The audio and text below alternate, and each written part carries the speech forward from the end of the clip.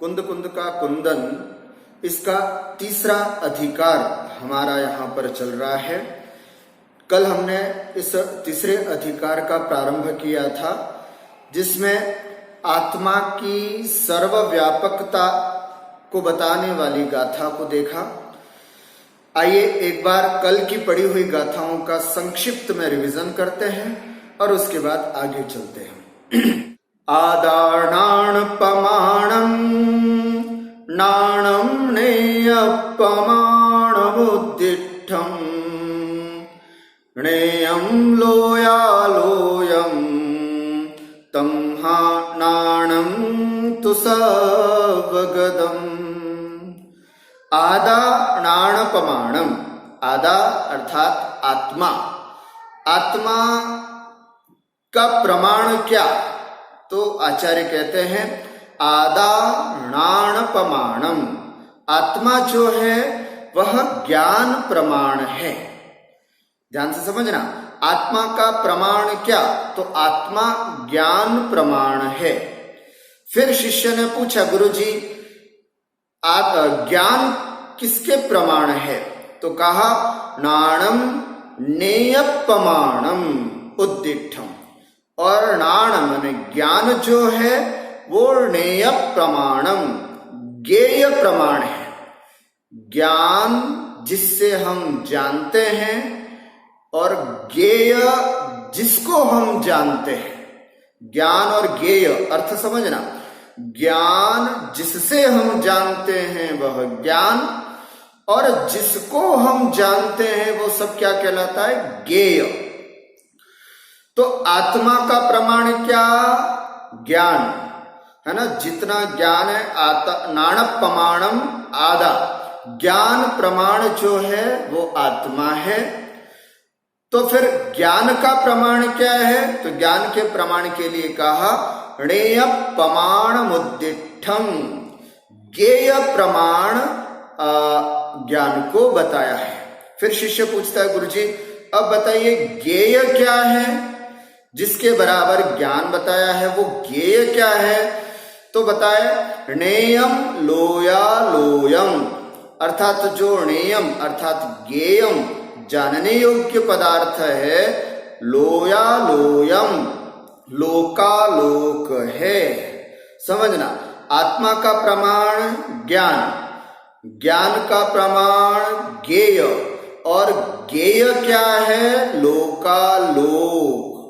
तो आत्मा कितना व्यापक हो गया? लोकालोक के बराबर।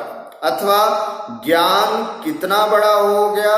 लोकालोक अर्थात सर्व, लोकालोक में सब आ गया, सर्वव्यापक है ना। लोकालोक का मतलब सर्वव्यापक। आत्मा का प्रमाण, आत्मा का विस्तार सर्वलोक है, सर्वलोकालोक प्रमाण है, अथवा ज्ञान का भी प्रमाण जो है वो लोकालोक प्रमाण है। तम्हा तस्मात्, इस कारण से नाणम तो सवगदम, आत्मा जो है नाणम माने ज्ञान जो है वो सर्वगत है, सर्वव्यापक है। सर्वगत का मतलब क्या? सर्वव्यापक है। इस दृष्टि से ज्ञान सर्वव्यापक है, संपूर्ण विश्व में व्यापक है। मैंने आपको पहले भी एक बार चर्चा करते हुए बताया था, लोक का मतलब 14 राजू का दिखाई देने वाला जो ये लोक है, उसके लिए हमें लोक शब्द का प्रयोग करते हैं, और अलोक के लिए विश्व शब्द का प्रयोग यहाँ पर किया गया है। तो अलोक अर्थात आत्मा सर्वव्यापक है, अर्थात विश्व व्यापक है। ज्ञान लोकालोक व्यापक है, अर्थात विश्व व्यापक है। ये आत्मा की सर्वव्यापकता को बताने वाली कारिका हुई। इसके विस्तार को हमने कल देखा था। आगे अश्रुत ज्ञान किसे कहते हैं अथवा श्रुत केवली किसे कहते हैं, उसकी परिभाषा हम उसका लक्षण जो है वो अगली कारिका में कल हमने देखा था। जो ही सुदेण विजानदी अपाणम जानगम सहावेण तम सुय केवली निसिणु भणन्ति लोय लोयपदीवयरा, लोयपदीवयरा इसिणो, लोयपदीवयरा है ना, लोक के प्रकाशक, इसिणो अर्थात ऋषिण, ऋषि लोग तम सुयकेवलिम भणन्ति, उनको श्रुत केवली कहते हैं। किसको कहते हैं श्रुत केवली? तो कहते हैं जो सुदेण ही अप्पाणम विजानति, जो अपने श्रुत ज्ञान के बल से आत्मा को जानते हैं, उसे हम श्रुत केवली कहते हैं। फिर से एक बार, जो ही सुदेण, जो जीव अपने श्रुत ज्ञान के बल से सहावेण जानगम अप्पाणम विजानति, स्वभाव से ही ज्ञायक, जानने का स्वरूप जिसका है, ऐसे अप्पाणम आत्मा का विशेषण, ऐसे अप्पाणम अर्थात आत्मा को विजानति जानता है, तम सुय केवलिम भणन्ति, उसको श्रुत केवली कहते हैं। भाव यह है कि जो श्रुत ज्ञान, जो शुद्धोपयोगी मुनिराज अथवा जो मुनिराज श्रुत ज्ञान के बल पर आत्मा को जानते हैं, वे श्रुत केवली होते हैं। ध्यान से समझना, जो श्रुत ज्ञान के बल पर, दो तरह से श्रुत केवली, द्रव्य श्रुत केवली और भाव श्रुत केवली, जो श्रुत ज्ञान के माध्यम से समस्त द्वादशांग को जानते हैं, वे द्रव्य श्रुत केवली, और जो श्रुत ज्ञान के माध्यम से आत्मा को जानते हैं, वे भाव श्रुत केवली। यहाँ पर भाव श्रुत केवली का अर्थ समझाया है, अर्थात जो केवल अपने श्रुत ज्ञान के माध्यम से अपनी शुद्ध आत्मा का अनुभव कर रहे हैं, शुद्धोपयोग में लीन हैं, ऐसे भाव श्रुत केवली होते हैं। 12वें गुण स्थान के बाद, है ना, 12वें गुण स्थान के बाद 13वें गुण स्थान में केवल ज्ञानी हो जाते हैं। तो वही जीव केवल ज्ञान के माध्यम से आत्मा को जानते हैं। जो केवल ज्ञान के माध्यम से आत्मा को जानते हैं, वे केवली, और जो श्रुत ज्ञान के माध्यम से आत्मा को जानते हैं, वे श्रुत केवली। इतना अंतर है। अगर आप समझना चाहें केवली और श्रुत केवली में क्या अंतर, केवली और श्रुत केवली में क्या अंतर, तो एक पंक्ति में समझें। जो केवल ज्ञान के माध्यम से आत्मा को जानते हैं, वे केवली, और श्रुत ज्ञान के माध्यम से जो आत्मा को जानते हैं, वह श्रुत केवली। श्रुत का अर्थ है शास्त्र, श्रुत का अर्थ है जिनवाणी। ऐसे जिनवाणी को, समस्त द्वादशांग को जानने वाले मुनिराजों को हम श्रुत केवली कहते हैं। तो इसमें हमने श्रुत केवली की परिभाषा पढ़ी थी, लक्षण पढ़ा था। आइए उसके बाद ये गाथा भी हमने कल पढ़ी थी, कौन सी, 46वीं। अपसरूवं पेच्छदि लोयालोयं न केवली भगवं, जय कोई भणैवं तस्य किं दूषणं होई। अर्थ देखें, केवली भगवं अपसरूवं पेच्छदि लोयालोयं न, केवली भगवान आत्मस्वरूप को देखते हैं। केवली भगवान केवल अपनी आत्मा को देखते हैं, अपनी आत्मा को जानते हैं। लोयालोयं न, लोकालोक को नहीं। आत्मा को जानना और लोकालोक को जानना, ये दो बातें अब यहां पर आ रही हैं। कोई शिष्य अगर ये कहे कि गुरुजी केवली भगवान तो केवल अपनी आत्मा को जानते हैं, लोकालोक को नहीं। तो फिर जय कोई एवं भणई, यदि कोई ऐसा शिष्य आदि कहता है तो तस्य किम दूषणम होई, उसके लिए ऐसा कहता तो उसके कथन में क्या दूषण होता है, अर्थात कोई दोष नहीं। कहने का भाव, अगर कोई ये कहे कि केवली भगवान तो लोकालोक को नहीं जानते, साहब केवली भगवान तो केवल अपनी आत्मा को जानते हैं, तो गुरुजी ऐसा कहने में कोई दोष है क्या? उन्होंने कहा नहीं, कोई दोष नहीं। आत्मा को, केवली भगवान अपनी आत्मा को ही जानते हैं, है ना। हाँ, ये बात अलग है कि आत्मा ज्ञान प्रमाण है और ज्ञान ज्ञेय प्रमाण है और ज्ञेय लोकालोक है। तो प्रकारांतर से हम उसको व्यवहार से लोकालोक को जानते हैं, ऐसा भी कह सकते हैं। लेकिन अगर निश्चय से देखा जाए तो केवली भगवान केवल अपनी आत्मा को जानते हैं। व्यवहार से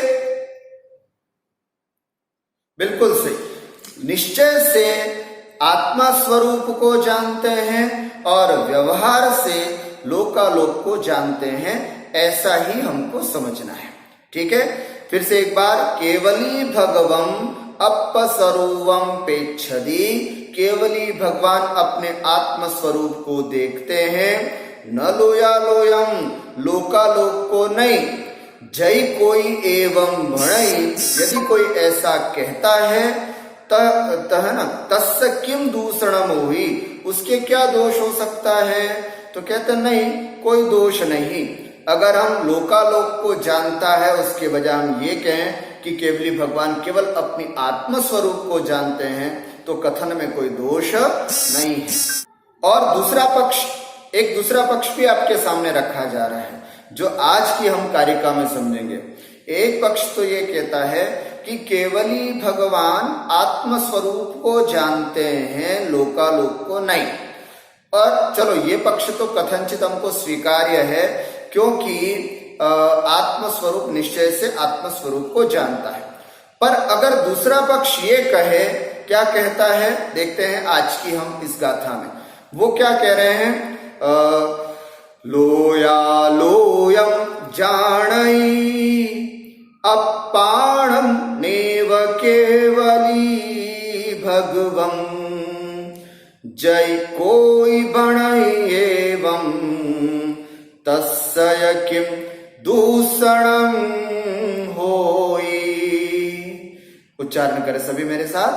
लोया लोयम जानई अपाणम नेव केवली भगवं, जय कोई भणई एवं तस्य किम दूषणं होई। केवली भगवं, केवली भगवान लोया लोयम जानई, लोकालोक को जानते हैं। अपाणम नेव, अपनी आत्मा को नहीं जानते। ध्यान से सुनना, केवली भगवान लोकालोक को तो जानते हैं, लेकिन अपनी आत्मा को नहीं जानते। क्या ये कथन ठीक होगा? जय, है ना, सुनिएगा।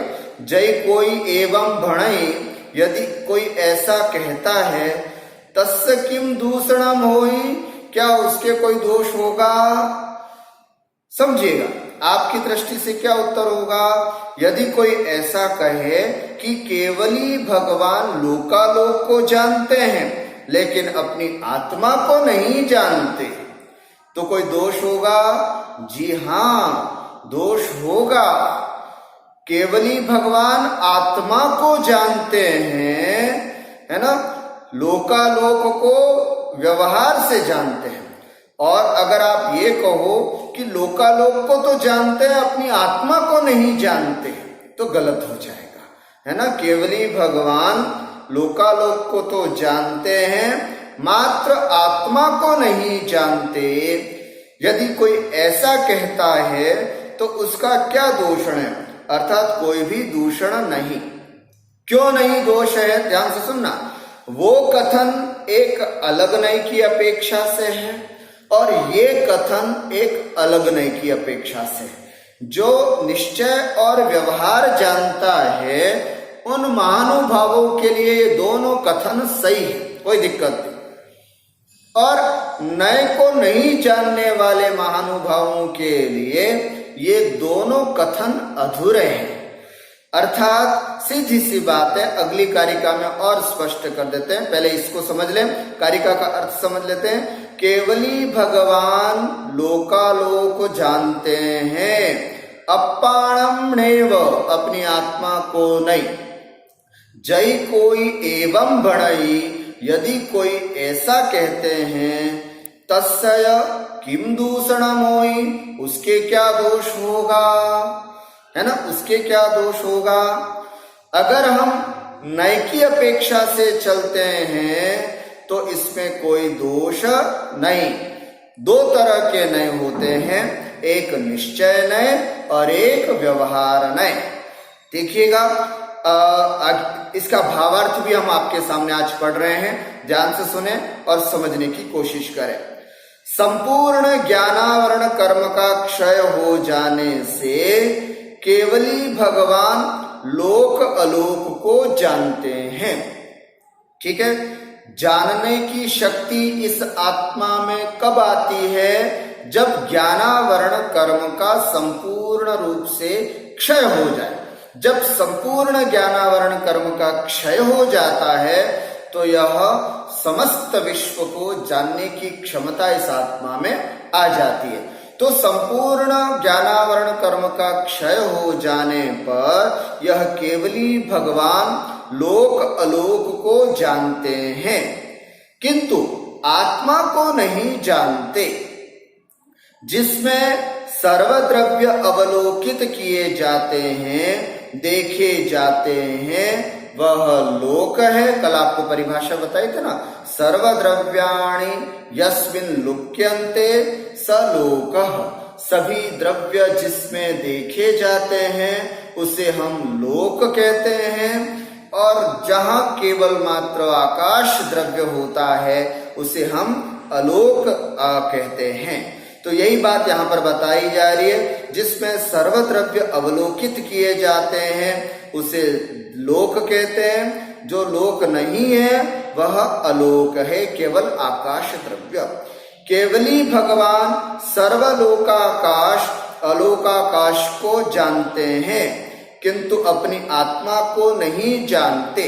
ग्रंथकर्ता के अभिप्राय से अनभिज्ञ कोई यदि ऐसा कहता है, ग्रंथकर्ता के अभिप्राय से अनभिज्ञ कोई यदि ऐसा कहता है, मानता है या दुराग्रह करता है, उस एकांतवादी के क्या दूषण आता है। जो नय विवक्षा को नहीं जानता है और यदि कोई नय की अपेक्षा से बात नहीं करता है और वो सिर्फ ऐसा कहे कि साहब यह जीव तो अपने ज्ञान से लोकालोक को तो जानता है लेकिन अपनी आत्मा को नहीं जानता, अगर कोई ऐसा कहे तो क्या दोष है। उसके उत्तर में कह रहे हैं आचार्य देव, उससे स्पष्ट कर रहे हैं, ज्ञान जीव का आत्मभूत लक्षण है। आत्मा में ज्ञान मतलब आत्मा द्रव्य है तो ज्ञान उसका गुण है। कल हमने समझा था, वह जीव में हमेशा हर प्रकार से तादात्म्य रूप से ही रहता है, अर्थात आत्मा में ज्ञान गुण तादात्म्य भाव से पाया जाता है, अविनाभाव रूप से पाया जाता है, समवायी संबंध से पाया जाता है। कहने का मतलब आत्मा जहां आत्मा वहां ज्ञान गुण, जहां ज्ञान गुण वहां आत्मा, ऐसा इसका तादात्म्य संबंध है, किंतु समवाय से नहीं आता। इस कारण गुण और गुणी में अभेद होने से यह ज्ञान स्वभावी गुणी आत्मा अपनी आत्मा को भी जानता है, न कि पर पदार्थ को ही। जब आत्मा और ज्ञान में कौन सा संबंध है? अगर आपसे पूछा जाए तो आप क्या बताएंगे? आत्मा में और ज्ञान में एक संबंध है। कौन सा संबंध है? गुण गुणी का संबंध है। आत्मा जो है वो गुणी है और ज्ञान जो है वो गुण है। गुण गुणी का जो संबंध होता है वह तादात्म्य संबंध होता है, अभेद संबंध होता है। जहां गुणी आत्मा होगी वहां ज्ञान होगा, जहां ज्ञान होगा वहां आत्मा होगी ही होगी। अब आप ये कहो कि ज्ञान के माध्यम से लोकालोक को तो जानता है लेकिन आत्मा को नहीं जानता, ये तो गलत हो जाएगा, है ना। यदि कदाचित किसी भी पर्याय में यह ज्ञान आत्मा को न जाने न अनुभव करे तो वह ज्ञान अपनी आत्मा से भिन्न हो जाएगा। अगर आप ये कहो कि यह ज्ञान लोकालोक को तो जानता है लेकिन आत्मा को नहीं जानता, ये तो बड़ा गड़बड़ हो जाएगा। किस अपेक्षा से गड़बड़ हो जाएगा? इससे तो गुण और गुणी में भेद हो जाएगा, जबकि और गुण और गुणी तो अभेद होते हैं। गुणी आत्मा, गुण ज्ञान। अगर वह ज्ञान लोकालोक को तो जाने लेकिन अपने गुणी आत्मा को न जाने, यदि ऐसा कहेंगे तो भेद हो जाएगा। फिर तो ज्ञान अलग चीज है, आत्मा अलग चीज है, ऐसी भिन्नता आ जाएगी, ऐसी भिन्नता आ जाएगी। बल्कि ये दोनों तो अभेद हैं, इन दोनों में अभेद संबंध है। इसलिए इस तरह का कथन करना कि आत्मा लोकालोक को तो जानता है लेकिन यह ज्ञान लोकालोक को तो जानता है लेकिन आत्मा को नहीं जानता है, इसमें बहुत बड़ा दोष हो जाएगा, इसमें संदेह नहीं। ठीक हुआ?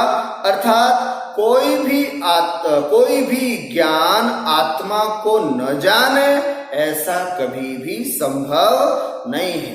लोकालोक को जानते हुए यह ज्ञान अपनी आत्मा को भी जानता है। कोई भी ज्ञान अपनी आत्मा को न जाने ऐसा हो सकता है क्या? ज्ञान तो गुण है, आत्मा गुणी है ना। गुण गुणी को न जाने ऐसा संभव नहीं है। गुण और गुणी में अभेद संबंध होता है। सारांश रूप में अपन समझना चाहें तो इतनी बात समझ लें। समवाय संबंध किसे कहते हैं? पहले आपका प्रश्न है कि समवाय किसे कहते हैं? समवाय कहो, तादात्म्य कहो, अभेद कहो, अविनाभाव संबंध कहो, ये सब एक है। अर्थात अविनाभाव कहो, है ना, तादात्म्य माने गुण गुणी का जो संबंध है वो तादात्म्य संबंध है ना। जैसे गुण और गुण के बिना गुणी नहीं रहता, गुणी के बिना गुण नहीं होता, है ना। ज्ञान के बिना आत्मा नहीं, आत्मा के बिना ज्ञान नहीं। इनमें जो संबंध है वो तादात्म्य संबंध है ना। कौन सा संबंध है? तादात्म्य संबंध है। और इस तरह से तादात्म्य संबंध उसको हम कहते हैं। कई शास्त्रों में इसी को ही समवाय संबंध कहा है, लेकिन यहाँ पर यह पंक्ति आई है उसमें इन्होंने थोड़ा सा भिन्नता बताई है। जीव में हमेशा हर प्रकार से तादात्म्य रूप से ही रहता है ना, किंतु समवाय से नहीं आता। समवाय संबंध, वैसे 3 प्रकार के संबंध बताए जाते हैं अन्य शास्त्रों में: समवाय संबंध, असमवाय संबंध और संयोग संबंध। ठीक है, तो यहाँ पर जो तादात्म्य संबंध बताया है उसको हम अभेद संबंध जाने, है ना, अभेद संबंध जाने। यहाँ पर जो समवाय लिखा है, देखिएगा नीचे वाली पंक्ति पढ़िएगा। ज्ञान जीव का आत्मभूत लक्षण है, वह जीव में हमेशा हर प्रकार से तादात्म्य रूप से ही रहता है। ज्ञान जीव में सर्वदा पाया जाता है, वह उससे कभी भी भिन्न नहीं होता, किंतु समवाय से नहीं आता, है ना। किंतु समवाय मतलब ज्ञान गुण जो है वो आत्मा में समवाय से नहीं आता, यहां पर उनका कहना है। अर्थात बाहर से नहीं आता, अलग से अटैच नहीं होता, ऐसा समझ लीजिएगा। यहाँ पर समवाय का अर्थ है कि बाहर से बहिरंग संबंध से आत्मा में ज्ञान नहीं आता, बल्कि आत्मा का ही अपना गुण है। जैसे किसी भी द्रव्य का अपना गुण जो होता है वो बाहर से नहीं, जैसे जल का गुण क्या है, शीतल, जैसे अग्नि का गुण क्या है, उष्णता। यह उष्णता या शीतलता बाहर से नहीं डाली जा सकती, यह उस पदार्थों का अपना स्वभाव है। उसी प्रकार आत्मा का ज्ञान स्वभाव है, समवाय से नहीं। इन्होंने समवाय से नहीं लिखा है, यहाँ पर इस समवाय शब्द का अर्थ है बाहर से नहीं लाया जा सकता, उसको बाहर से उसको अटैच नहीं किया जा सकता है। इस तरह से हमारा यहाँ आज की इस बात से ये सिद्ध होता है, अगर हम आत्मा को और ज्ञान को भिन्न मानेंगे तो ज्ञान आत्मा में आया, ज्ञान भिन्न है, आत्मा भिन्न है, ऐसी स्थिति बन जाएगी। लेकिन हम अगर तादात्म्य संबंध से आत्मा जीव का और ज्ञान का संबंध मानते हैं तो ये अभेद संबंध सिद्ध होता है। यहाँ पर आचार्य सिर्फ इतनी बात कर रहे हैं कि यह जीव अपने ज्ञान से लोकालोक को जानता है, आत्मा को नहीं। यदि आप ऐसा कहते हो तो यह दोष है, क्योंकि ज्ञान आत्मा को न जाने ऐसा कभी नहीं हो सकता। ज्ञान गुण है, आत्मा गुणी है, गुण गुणी को न जाने ऐसा कभी नहीं हो सकता, अतः आत्मा को तो जानता ही है। अब सीधी सी बात है, कुल दो बातें हमारे सामने आई। यह आत्मा या यह ज्ञान आत्मा को भी जानता है और लोकालोक को भी जानता है। आइए इन दोनों बातों को एक नए की अपेक्षा से हम समझते हैं।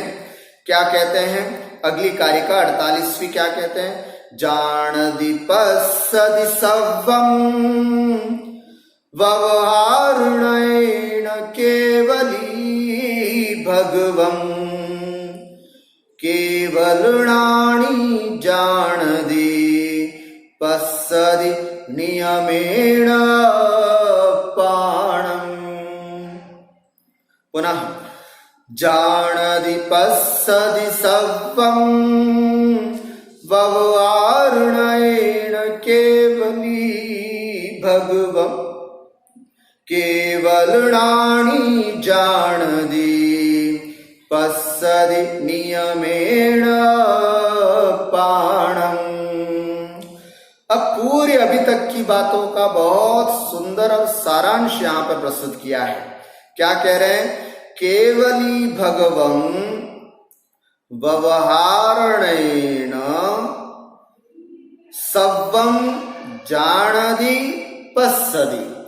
केवली भगवान व्यवहार से सभी लोकालोक को जानते हैं और देखते हैं। कैसे, व्यवहार से। अभी तक का संपूर्ण विवाद यहाँ पर खत्म हो जाता है इस कारिका के माध्यम से, क्योंकि अभी तक अपन कह रहे थे कि केवली भगवान आत्मा को जानते हैं, लोकालोक को नहीं। कुछ कहते हैं केवली भगवान लोकालोक को जानते हैं, आत्मा को नहीं। इस समस्त विवाद को समाप्त कर रहे हैं इस कारिका के माध्यम से। क्या कह रहे हैं, केवली भगवान व्यवहार से आज सभी लोकालोक को जानते हैं और देखते हैं, और केवलनानि जानाति पश्यति नियमेण अपाणम। नियमेण, नियम से अर्थात निश्चय से। यहां पर नियम शब्द का अर्थ निश्चय लिया है। और निश्चय से केवली भगवान अपाणम जानति पश्यति, अपनी आत्मा को ही जानते हैं और आत्मा को ही देखते हैं। कितनी सुंदर सी बात यहाँ पर समन्वय करते हुए बोली आचार्यों ने कि केवली भगवान जो लोकालोक को जानते हैं वह व्यवहारने से कहा जाता है, केवली भगवान केवल अपनी आत्मा को जानते हैं ये निश्चय से कथन है। ठीक हुआ, अर्थात केवली भगवान अपनी आत्मा को जानते हैं। आत्मा ज्ञान को प्रमाण होती है, ज्ञान ज्ञेय प्रमाण होता है और ज्ञेय लोकालोक का है। अतः हम व्यवहार से लोकालोक को भी जानते हैं, ऐसा भी कह सकते हैं, और निश्चय से हम केवल अपनी आत्मा को अर्थात केवल जानते हैं, ऐसा भी कह सकते हैं। व्यवहार साधन है, निश्चय साध्य है। व्यवहार और निश्चय में क्या अंतर है, इस बात को पुनः एक बार आचार्य कुंद स्वामी अपनी अगली गाथा के माध्यम से समझा रहे हैं, क्योंकि कई बार उलझ जाते हैं ना वापस हम व्यवहार और निश्चय में। तो इस बार यहाँ पर स्पष्ट रूप से गाथा दे करके बता रहे हैं कि व्यवहार क्या और निश्चय क्या। देखते हैं गाथा नंबर 49 में, उसमें निश्चय और व्यवहार को स्पष्ट किया है। क्योंकि अभी पिछली कार्यक्रम में हमने देखा कि केवली भगवान व्यवहार नय से समस्त जगत को जानते हैं और निश्चय नय से अपनी आत्मा को ही जानते हैं। अब पुनः शिष्य पूछता है कि गुरुजी एक बार पुनः हमको स्पष्ट कर दीजिए, ये व्यवहार नय क्या और निश्चय नय क्या। उसके लिए यहाँ पर समयसार जी की ही गाथा लेकर के इस बात को स्पष्ट करते हुए बताते हैं आचार्य। क्या कहते हैं, व्यवहार और निश्चय नय क्या। व्यवहारो भूदत्थो देशिदो दुसूद्धणो भूदत्थमस्सिदो खलु सम्मा दिट्ठी हवदि जीवो। पुनः एक उच्चारण, व्यवहारो भूदत्थो देशिदो दुसूद्धणो भूदत्थमस्सिदो खलु सम्मा दिट्ठी हवदि जीवो। ध्यान से समझे क्या कह रहे हैं यहां पर। अब हाँ, व्यवहारो यहां पर बीच में ऐसा जैसा निशान है, इसको संस्कृत में अवग्रह बोलते हैं। क्या बोलते हैं इसको, अवग्रह। व्यवहारो फिर अवग्रह का चिन्ह फिर भूदत्थो। जब हम इसका संधि विच्छेद करते हैं तो पता चलता है व्यवहारो अभूदत्थो। व्यवहारो अभूदत्थो, व्यवहार में जो है वह अभूतार्थ है। भूदत्थो शुद्धणो देशिदो, शुद्ध नय जो है या निश्चय नय जो है वह भूतार्थ है। बिल्कुल इसको दिमाग में फिट बिठा दीजिएगा। व्यवहार नय अभूतार्थ है और निश्चय नय भूतार्थ है। ठीक है, व्यवहारो अभूदत्थो देशिदो, व्यवहार नय अभूतार्थ, देशिदो मैंने कहा गया, व्यवहार नय अभूतार्थ कहा गया है, और निश्चय नय है ना, अथवा भूदत्थो, निश्चय नय जो है वो भूदत्थो देशिदो, निश्चय नय जो है वो भूतार्थ कहा गया है। ठीक है, पहले तो व्यवहार नय और निश्चय नय समझ में नहीं आ रहा था, अब ये और एक नई शब्दावली आ गई। कौन सी, भूतार्थ और अभूतार्थ। कोई कठिन नहीं है, सरलता से समझ में आ जाएगा आपको भी। क्या कह रहे हैं, व्यवहार नय इज इक्वल टू अभूतार्थ, निश्चय नय इज इक्वल टू भूदत्थ अर्थात भूतार्थ, अभूतार्थ और भूतार्थ, इतनी बात समझना, अभूतार्थ और भूतार्थ। फिर दूसरा अर्थ क्या कहा, भूदत्थमस्सिदो खलु, और जो भूतार्थ का आश्रय लिया है, जिसने निश्चय का आश्रय लिया है, अंततो गत्वा जिसने निश्चय को प्राप्त किया है, सो जीवो सम्मादिठी, खलु माने निश्चय से वो ही सम्यक दृष्टि है। निश्चय से सम्यक दृष्टि कौन, भूदत्थमस्सिदो, भूतार्थ का जिसने आश्रय लिया है ना, निश्चय नय का जिसने आश्रय लिया है, निश्चय से वही सम्यक दृष्टि है, वही सम्यक दृष्टि जानना चाहिए। ध्यान से समझें, यहां पर दो बातें हैं, एक तो अभूतार्थ है और एक भूतार्थ है। अभूतार्थ किसे कहते हैं और भूतार्थ किसे कहते हैं, इसको समझना है। तो जो विशेष धर्म को स्वीकार करे, है ना, जो विशेष धर्म को कहे, वो तो कहलाता है अभूतार्थ, और जो एक सामान्य धर्म को स्वीकार करके बात कही जाती है, उसको हम कहते हैं भूतार्थ। अभूतार्थ और भूतार्थ सरल सी बात है, कोई ज्यादा कठिन बात वाली बात नहीं है। अर्थात जो सामान्य को स्वीकार करे वह भूतार्थ है ना, और जो विशेष को स्वीकार करे वह अभूतार्थ। दूसरी बात, जो पर्यायार्थिक नय की बात करे वह अभूतार्थ, और जो द्रव्यार्थिक नय की बात करे वह आपको भूतार्थ है ना, भूतार्थ। सामान्य की बात करे, है ना, सामान्य की बात करे वह भूतार्थ, और विशेष की बात करे वह अभूतार्थ।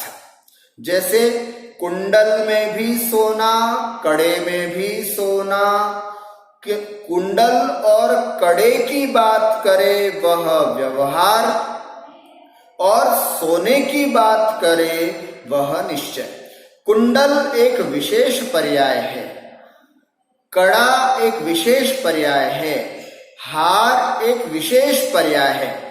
जो विशेष पर्याय की बात करे वह पर्यायार्थिक नय या फिर व्यवहार नय, और जो स्वर्ण मात्र की बात करे, है ना, जो सोने की बात करे, द्रव्यार्थिक नय की बात करे, वह निश्चय जानना चाहिए।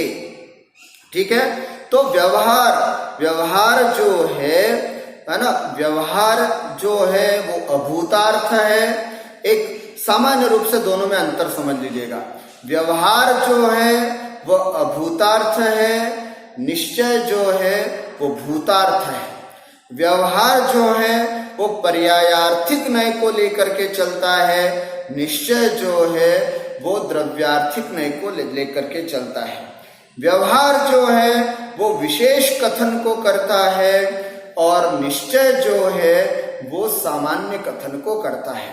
व्यवहार में कुंडल, कड़े, हार की बात करता है, और निश्चय में जो है वो स्वर्ण मात्र की चर्चा करता है। इस तरह से व्यवहार से जीवादि सात तत्वों को, 9 पदार्थ को जानता है, उसे सम्यक दृष्टि कहते हैं। लेकिन निश्चय से जो अपनी आत्मा पर श्रद्धा करता है, अपनी आत्मा को देखता है, उसको हम निश्चय से सम्यक दृष्टि कहते हैं। भूदत्थमस्सिदो खलु, है ना, भूतार्थ के आश्रित जिसने द्रव्य पर आश्रय कर लिया है, द्रव्य दृष्टि बना ली है, उसका आश्रय ले लिया है निश्चय से, उसी को सम्यक दृष्टि कहते हैं, अथवा वही सम्यक दृष्टि होता है। व्यवहार जो है वो भेद रत्नत्रय रूप है, और निश्चय नय जो है वो अभेद रत्नत्रय है। व्यवहार में जो है वहां आप व्रत, नियम, संयम आदि की जो बात है वो सब व्यवहार नय की अपेक्षा से है, और निश्चय नय से केवल अपने शुद्ध स्वरूपी आत्मा का चिंतन करने वाला निश्चय नय की अपेक्षा से कथन किया जाता है। अब आप ये पूछेंगे कि व्यवहार नय सही है या निश्चय नय सही है ना? व्यवहार नय सही है या निश्चय नय सही है, तो आपको स्वीकार करना पड़ेगा दोनों नय को। व्यवहार नय भी सही है और निश्चय नय भी सही है। किसी एक नय को सही बता करके दूसरे नय को गलत बताना ये बहुत बड़ी भूल हो जाएगी। एक नय का आश्रय न लेकर के दोनों नय को आश्रय लेना है। अब समझिएगा कैसे। जैसे किसी व्यक्ति को छत पर जाना है, किसी व्यक्ति को छत पर जाना है, तो वो छत पर कैसे जाएगा? समझना, बहुत सरल बात से समझा रहा हूं। एक 15 स्टेप्स वाली सीढ़ी पर चढ़ करके उस व्यक्ति को छत पर जाना है, तो वो छत पर कब पहुंचता है? जैसे ही लास्ट वाली सीढ़ी जो 15 नंबर की सीढ़ी है उससे अगला पैर जो पड़ता है वो सीधा उसका छत पर है पहुंचता है। तो छत पर खड़े हुए व्यक्ति ने पूछा कि भाई तुम छत पर कैसे आए? तो व्यक्ति जवाब देता, बस ये जो सीढ़ी है ना, उस सीढ़ी से मैं सीधा छत पर आ गया। कौन सी सीढ़ी? ये 15वें नंबर की जो स्टेप्स थी उससे मैंने छत पर पैर रखा तो मैं छत पर पहुंच गया। और दूसरा व्यक्ति ये कहता है कि नहीं, मैं पूरी 15 सीढ़ी को पार करके छत पर आया। व्यवहार में कहता है 1 से लेकर के 14 सीढ़ी पार करके मैं छत पर आया, और निश्चय नहीं कहता है कि 15वीं सीढ़ी को क्रॉस करके मैं छत पर आया। दोनों में क्या अंतर? कोई ये कहे कि नहीं साहब हम तो केवल निश्चय नहीं का आश्रय लेंगे, तो उसके जीवन में 14 सीढ़ी कैसे चढ़ेगा फिर वो, है ना? 14 सीढ़ी नहीं चढ़ पाएगा। अर्थात 1 से लेकर के 14 सीढ़ी चढ़ना व्यवहार है और 15 से छत पर पहुंचना निश्चय है। वास्तविक तो निश्चय से ही व्यक्ति छत पर पहुंचता है, लेकिन क्या व्यवहार को छोड़ देगा? जो 1 से 14 सीढ़ी है इसको छोड़ करके छत पर पहुंचा जा सकता है? कभी भी नहीं। वास्तविक रूप से देखें तो अपने शुद्धात्म की अनुभूति करना, बस यही निश्चय मोक्ष मार्ग है, यही अभेद रत्नत्रय है, यही वीतराग चारित्र है और यही मोक्ष मार्ग है। लेकिन उस तक पहुंचने के लिए क्या व्रत, नियम, संयम की अपेक्षा नहीं होगी? अर्थात क्या व्यवहार की अपेक्षा नहीं होगी? तो व्यवहार के माध्यम से ही हम निश्चय तक पहुंच पाते हैं। तो इसलिए यहां पर कहा कि व्यवहार और निश्चय को बताया है। यहां पर व्यवहार जो है वो अभूतार्थ है, निश्चय जो है वो भूतार्थ है। भूदत्थमस्सिदो खलु, किंतु भूतार्थ को आश्रित निश्चय नय के आश्रित जीव ही सम्मादिष्ठि हवदि, अर्थात सम्यक दृष्टि होता है। अर्थात जब तक हम निश्चय का आश्रय, मतलब वास्तविक छत पर पहुंचने वाला वास्तविक कौन होगा? 15वीं सीढ़ी वाला। नियम से हम भी इस बात को स्वीकार कर रहे हैं कि निश्चय शुद्धोपयोगी जीव ही जो जीव है वही वास्तविक मोक्ष मार्गी है। लेकिन उसको मोक्ष मार्गी मानेंगे तो क्या मतलब जो निश्चय मतलब जो केवल निश्चय को मानते, व्यवहार को नहीं मानते, वे लोग कहते हैं कि केवल आत्मानुभूति शुद्धोपयोग ही करना है, पूजा तो पुण्य है, हेय है, व्रत नियम संयम तो पुण्यार्जन का कारण है, हेय है, ये सब हमारे लिए उपयोगी नहीं। लेकिन ये सब वैसा ही कहते हैं जैसे 1 से लेकर के 14 सीढ़ी चढ़ने वालों के लिए। अब मैं आपको कहूं किसके लिए कौन सा कथन अपेक्षित है, किसके लिए कौन सा कथन अपेक्षित है? जो बिल्कुल नीचे खड़ा है उसके लिए तो ये कहा जाएगा कि भाई तुम सीढ़ी तो चढ़ो, 1 से 14 सीढ़ी तो आप आगे बढ़ो। और जो 14 सीढ़ी तक पहुंच गया है और उसके लिए क्या कथन किया जाएगा, उससे ये कथन किया जाएगा कि भाई बस एक 15वीं सीढ़ी चढ़ करके तुम छत पर पहुंच सकते हो। लेकिन जो नीचे खड़ा है उस व्यक्ति को अगर हम ये कहें कि भाई देखो 15वीं सीढ़ी पर पैर रखो और सीधा तुम छत पर आ जाओगे, 15वीं सीढ़ी पर पैर रखो और सीधा छत पर आ जाओगे, ऐसा नहीं। उसके लिए तो यही उपदेश दिया जाएगा कि भाई तुम 1 2 3 4 5 6 7 8 क्रमशः सीढ़ी चढ़ो और तुम छत पर पहुंच जाओगे। ठीक उसी प्रकार जो बिल्कुल अव्रती है, जिसने जीवन में व्रत नियम संयम नहीं स्वीकार किए हैं, उसके लिए आचार्यों का सबसे पहला उपदेश होता है जीवन में व्रत नियम संयम अंगीकार करो और उसके बाद फिर तुम शुद्धोपयोग की अनुभूति करके अपनी आत्मा में लीन होने की अवस्था प्राप्त कर सकते हो। यदि शुरू में ही आत्मानुभूति की चर्चा हमने करा दी, उसको आत्मानुभूति होने लगी, तो फिर क्यों व्रत नियम संयम, फिर क्यों दीक्षा आदि ग्रहण करेगा वह जीव। जब शुद्धात्मानुभूति चतुर्थ में ही होने लग गई है ना, उसको कपड़े पहने ही शुद्धात्मा की अनुभूति होने लग गई, तो फिर कपड़े उतारने की भी आवश्यकता क्यों होगी। इस बात को बड़ी गहराई से समझना होगा। इसी बात को भूतार्थ और अभूतार्थ न्याय की अपेक्षा से यहाँ पर बताया है। और फिर एक विशेष बात यहाँ पर इन्होंने एक दृष्टांत के माध्यम से बताया है। 2 तरह के पुरुष होते हैं, एक तो ग्रामीण और एक नागरिक।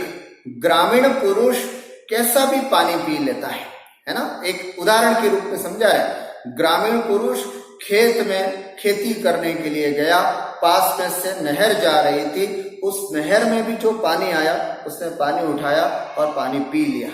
और एक नागरिक है ना, एक सभ्य व्यक्ति जिसको हम कहना चाहें, उसको पानी के लिए कहा जाए तो वो ऐसे पानी नहीं पिएगा, वो बिल्कुल शुद्ध पानी है ना, एक्वागार्ड से आया हुआ या फिल्टर होकर के आया हुआ या छान करके है ना, शुद्ध जो पानी होगा उसी को ग्रहण करेगा। ठीक है ना, कतक आदि द्रव्य डाल करके उसको साफ करके फिर करेगा। उसी प्रकार व्यवहार सम्यक दृष्टि जो है वो किसी भी प्रकार से 7 तत्वों पर श्रद्धा न करने रूप, 9 पदार्थों पर श्रद्धा न करने रूप सम्यक दर्शन को अंगीकार करेगा। लेकिन जो निश्चय मोक्ष मार्गी है वो तो केवल शुद्ध आत्मानुभूति रूप जो सम्यक्त्व है उसी को अपने जीवन में अंगीकार करता है। तो इस तरह की यह चर्चा आज हमने व्यवहार न्याय और निश्चय न्याय की भी थोड़ी बात समझी। एक लास्ट कारिका करके इस बात को मैं संपूर्ण करना चाहूंगा। शुद्धो शुद्धादेशो नादव्यो परम भावदर्शी व्यवहार देशिदो गुण जेदु अपरमेठिदा भावे। शुद्धो शुद्धादेशो नादव्यो परम भावदर्शी व्यवहार देशिदो गुण जेदु अपरमेठिदा भावे। फिर शिष्य ने पूछा कि शुद्ध न्याय किसके लिए है और व्यवहार न्याय किसके लिए है। स्वामी की अपेक्षा यहाँ पर कथन किया जा रहा है। तो कहते हैं परम भावदर्शी ही शुद्धादेशो शुद्धो नादव्यो। परम भाव अपने शुद्ध भाव में लीन जीव के लिए शुद्धादेशो शुद्धोणादेवो, अर्थात शुद्ध द्रव्य का कथन करने वाला, शुद्ध न्याय की बात करने वाला शुद्ध न्याय कहा गया है। नादव्यो जानना चाहिए, अर्थात शुद्ध न्याय किसके लिए कहा गया है। परम भावदर्शी ही शुद्धो नादव्यो, अर्थात अपने परम भाव का मतलब यहाँ पर शुद्धोपयोग समझना, अपने शुद्ध उपयोग में लीन जीव के लिए यह शुद्ध न्याय का कथन किया गया है। और व्यवहार देशिदो गुण अपरमेठिदा भावे, और जो अपरम भाव, एक होता है परम भाव और एक होता है अपरम भाव। परम भाव का मतलब है शुद्धोपयोग और अपरम भाव का मतलब है अशुद्धोपयोग। अशुद्धोपयोग का मतलब यहाँ शुभोपयोग लेना। अपरमेष्ठिदा भावे, और जो शुभोपयोग में स्थित हैं, शुभोपयोग रूप जिसके भाव हैं, उसके लिए व्यवहार देसी दो, उसके लिए व्यवहार कहा गया है। जो परम भाव में स्थित है, जो शुद्ध भाव में स्थित है, उस शुद्धोपयोगी के लिए शुद्ध नैकी कथन किया गया है। और जो अपरम भाव में स्थित है, अर्थात जो शुभोपयोग में स्थित है, उन जीवों के लिए व्यवहार देसी दो, अर्थात व्यवहार नय का कथन किया गया है। इस तरह से बिल्कुल स्पष्ट है, व्यवहार शुभोपयोगी, व्यवहार है ना, शुभोपयोगी के लिए व्यवहार नय का कथन किया गया है, शुद्धोपयोगी के लिए निश्चय नय का कथन किया गया है। अगर तुम व्यवहारी जीव को शुद्धोपयोग का कथन कराओगे तो वो कभी भी व्रत नियम संयम की ओर अपना कदम नहीं बढ़ाएगा। और तुमने अगर शुभोपयोगी को या है ना, या व्यवहार मतलब शुभोपयोगी को व्यवहार नय का कथन करोगे तो व्यवहार नय को जानते हुए वो जीवन में व्रत नियम संयम को अंगीकार करके छठे गुण स्थान से बढ़कर के जब सप्तम गुण स्थान में आएगा तो अपने शुद्धोपयोग की आत्म स्वरूप में लीन होने की बात समझ में आएगी। आज इतना ही, इस भावना के साथ कि हम अपरम भाव में स्थित हैं, परम शुद्धोपयोग रूप में हम स्थित नहीं हैं, हम अपरम भाव में स्थित हैं, इसलिए शुभोपयोगी हैं। और शुभोपयोगी होने से व्यवहार नय हमारे लिए उपयोगी है, किंतु हमारी दृष्टि में शुद्ध नय भी होना चाहिए। ध्यान रखना, अगर हम और आप भी केवल व्यवहार नय का आश्रय लेंगे, शुद्ध नय को जानने की कोशिश ही नहीं करेंगे, तो हम व्यवहाराभासी कहलाएंगे। और जो शुद्ध नय को जानने वाले केवल शुद्ध नय की ही चर्चा करेंगे, व्यवहार नय को जानने की कोशिश नहीं करेंगे, तो वो व्यवहाराभासी निश्चयाभासी कहलाते हैं। हमें निश्चय और व्यवहार दोनों को ध्यान में रखना है, शुद्ध को ध्येय में रखना है और व्यवहार की तरफ कदम बढ़ाना है, तभी हमारा मोक्ष मार्ग सफल होगा। इस मंगलमय भावना के साथ हम सब मोक्ष मार्ग की तरफ बढ़े। मैं आज की बात को अपने विराम देता हूँ। बोले द्वादशांग चिन्वाणी माता की।